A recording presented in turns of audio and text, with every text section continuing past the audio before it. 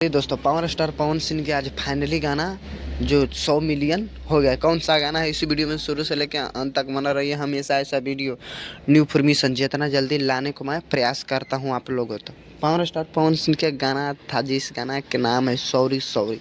आज से 9 साल पुराने गाना है जो आज भी बवाल धमाल भोजपुरी इंडस्ट्री में मचा रहा है। पावर स्टार पवन सिंह के गाना जिस गाना के नाम है सॉरी सॉरी, जो भोजपुरी इंडस्ट्री में तहलका मचा रहा है। पावर स्टार पवन सिंह के कोई भी गाना तहलका मचाते ही रहता है, लेकिन जो पावर स्टार पवन सिंह के जिस गाना का नाम है सॉरी सॉरी, वो फाइनली 100 मिलियन हो गया है। इस गाने की बात करें तो गाने के गाए हैं पावर स्टार पवन सिंह।